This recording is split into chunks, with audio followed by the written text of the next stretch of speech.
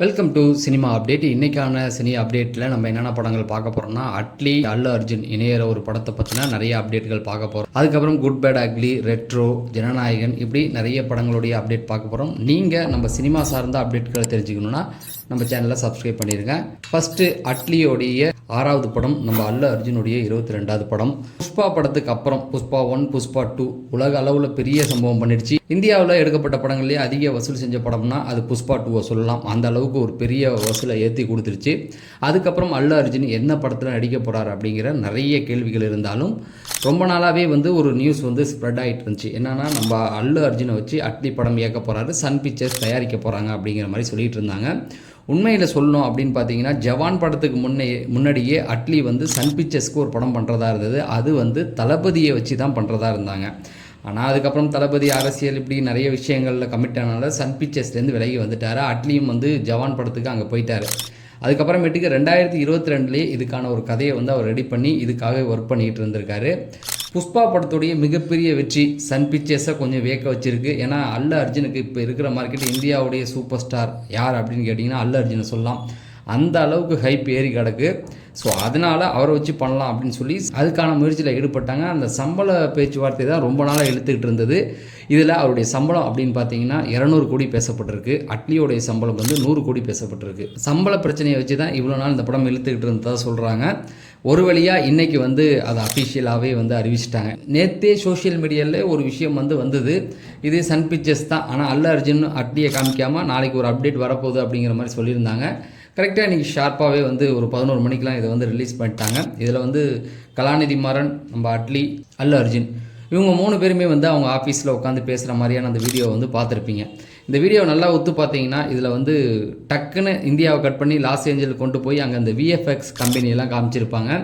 So இதுலேருந்து நல்லாவே தெரியுது இந்த படத்தில் விஎஃப்எக்ஸ்க்கு ரொம்ப பஞ்சம் இருக்காது. அதை வச்சு தான் இந்த படம் பெரிய அளவில் பேசப்பட போகுது அப்படிங்கிறது தான். இந்த படம் முழுக்க விஎஃப்எக்ஸ் கலந்து தான் இந்த படத்தை எடுக்க போகிறாங்க, நல்லா தெரிஞ்சிருச்சு. அதிகமாக அவங்க காட்டினது எல்லாமே பார்த்தீங்கன்னா ரொம்ப குழப்பற மாதிரி தான் காமிச்சிருக்காங்க. அவத்தாருடைய இது காமிச்சிருந்தாங்க, பேட்மேன், அதுக்கப்புறமேட்டுக்கு இன்னும் ஒரு சில இமேஜ் எல்லாம் அதில் காமிச்சிருந்தாங்க. ஸோ ஒரு சூப்பர்மேன் கான்செப்டாக இருக்கிறதுக்கு வாய்ப்பு இருக்குது அப்படிங்கிற மாதிரி சொல்கிறாங்க. சிலர் என்ன சொல்கிறாங்க, மேட்ரிக்ஸ் மாதிரி இருக்கிறதுக்கு வாய்ப்பு இருக்குது அப்படிங்கிற மாதிரி சொல்கிறாங்க. ஆனால் எது எப்படியா இருந்தாலும் இந்த படம் ஒரு சூப்பர்மேன் கான்செப்ட் அப்படிங்கிறது கன்ஃபார்ம் ஆகிடுச்சு. ஸோ அதுதான் இப்போக்கி இந்த படத்துக்கு கிடச்சிருக்க அப்டேட். இந்த படத்தை பொறுத்த வரைக்கும் பார்த்தீங்க அப்படின்னா 2 பார்ட்டாக வரதுக்கு வாய்ப்பு இருக்குது அப்படிங்கிற மாதிரி சொல்கிறாங்க. பார்ட் 1, பார்ட் 2 அப்படிங்கிற மாதிரி சொல்லிகிட்டு இருக்காங்க. இதுக்காக சன் பிக்சர்ஸ் கிட்டத்தட்ட ஒரு 400 கோடி வரைக்கும் இன்வெஸ்ட் பண்ணுறதா சொல்கிறாங்க. கிட்டத்தட்ட இவருடைய சம்பளம், அட்லியோடைய சம்பளம் பார்த்து மற்றவங்களுடைய சம்பளம், விஎஃப்எக்ஸ் இதெல்லாம் கணக்கு பண்ணாவே எப்படியும் 400 தாண்டி தான் வரும். ஆனால் இப்போக்கி ஒரு 400 கோடி சொல்லியிருக்காங்க. இந்த படம் ஒரு பேன் வேர்ல்டு மூவியாக தான் வரப்போகுது. ஏற்கனவே இப்போ நிறைய படங்கள் அப்படி தான் வந்துக்கிட்டு இருக்குது. எல்லாம் இந்தியாவுக்குள்ளேயே ஒரு வசூலை எடுத்துகிட்டு இருக்க படமாக தாண்டி இந்த படத்தை அடுத்த லெவலுக்கு கொண்டு போகிறதுக்கு ட்ரை பண்ணுறாங்க. இன்னும் ஒவ்வொன்றா சொல்லணும் அப்படின்னா ராஜமௌலிக்கு போட்டியாக தான் கொண்டு வராங்க அப்படிங்கிற மாதிரி நல்லாவே தெரியுது. பட் அவருக்கேற்ற மாதிரி ஒரு ஸ்க்ரீன் பிளே இவரால் கொடுக்க முடியுமா அப்படின்னு பார்த்தீங்கன்னா கண்டிப்பாக கொடுப்பார். அவர் ஸ்க்ரீன் பிளேவை தாண்டி விஎஃப்எக்ஸ் பிரம்மாண்டம் அதில் அதிகமாக காட்டுவார். அட்லியோடைய ஸ்க்ரீன் பிளேவும் நல்லா தான் இருக்கும். ஏன்னா இன்னொரு படத்துடைய காப்பியை தான் அவர் அப்படியே அழகாக கொண்டு வர போகிறாரு. பெருசாக ஸ்க்ரீன் பிளேக்கு அவர் மெனக்கிட போகிறதில்ல. இந்த படம் எந்த படத்தை தலைவி எடுக்க போகிறான்னு தெரில. அட்லியை பொறுத்த வரைக்கும் பிடிச்ச விஷயம் என்ன அப்படின்னு பார்த்தீங்கன்னா, ஃபாரினுக்குள்ளே போக மாட்டார், வெளிநாடுகளில் போய் கதை திட்ட மாட்டார். இந்தியாவுக்குள்ளேயே அழகாக சிம்பிளாக தமிழுக்குள்ளேயே கதையை திடுவார். அதனால் ஏதோ ஒரு தமிழில் ஒரு படத்துடைய ஒரு கதையை பிரம்மாண்டமாக எடுக்க போகிறாரு அப்படிங்கிறது கன்ஃபார்ம்.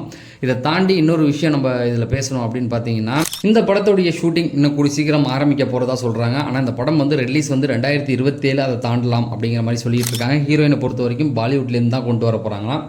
இப்போக்கி இந்த படத்தை பற்றின அப்டேட் இவ்வளவு தான்.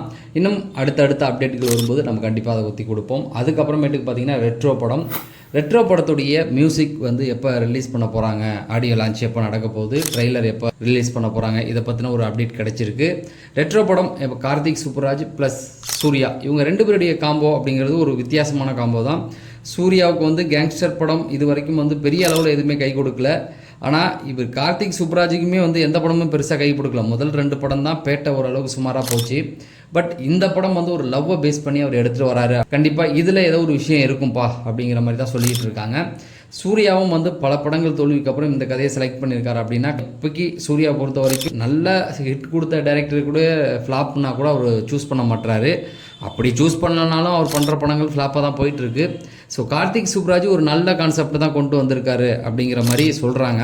ஸோ இந்த படத்தை பற்றின நிறைய அப்டேட்டுகள் வந்துகிட்டு இருந்ததாலும் இந்த படத்தை பற்றின போஸ்டர்லாம் வந்து காமிக் இதில் வந்து அழகாக இப்போ ரிலீஸ் பண்ணிகிட்டு இருக்காங்க.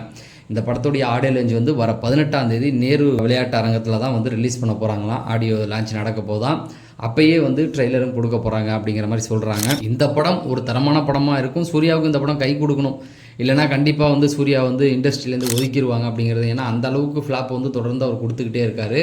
கார்த்திக் சுப்ராஜுக்கு பிரச்சனை இல்லை, தொடர்ந்து ஃப்ளாப் தான் கொடுக்குறாரு. இருந்தாலும் அவருக்கு மட்டும் எப்படி படத்துடைய வாய்ப்புகள் தொடர்ந்து கிடச்சிக்கிட்டு இருக்கு அப்படிங்கிறது தெரியல.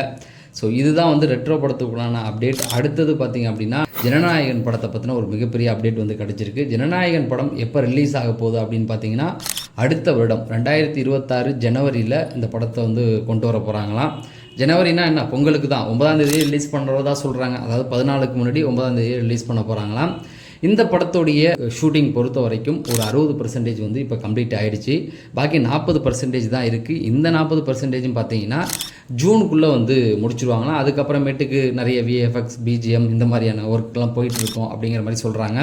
இந்த படத்தை குயிக்காக முடிக்க சொல்லி தளபதி வந்து நிறைய சொல்லிக்கிட்டு இருக்காராம். காரணம் என்னென்னு பார்த்தீங்கன்னா அடுத்தடுத்த ஒர்க்குகள் அரசியல் தாண்டி அவருக்கு நிறையா இருக்கிறதுனால குயிக்காக முடிக்க சொல்லியிருக்காராம்.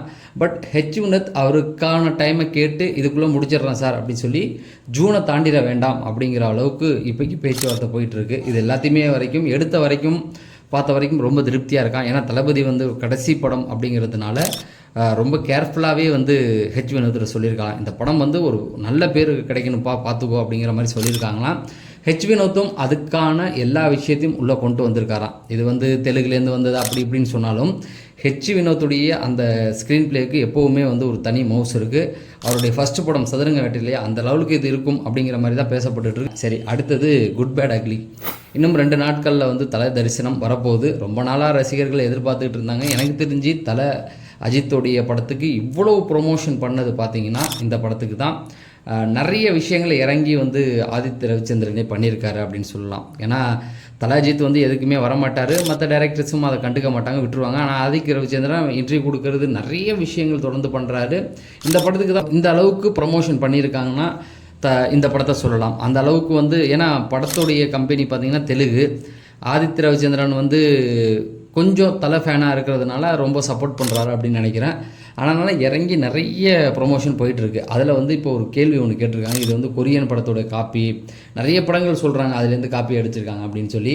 அதுக்கு ஆதித்ய ரவிச்சந்திரன் ஒரு பதில் சொல்லியிருக்காரு. கண்டிப்பாக இது வந்து எந்த படத்துடைய காப்பியும் கிடையாதுங்க, இது வந்து தல அஜித்துக்காகவே நான் எழுதியிருக்கேன்னு.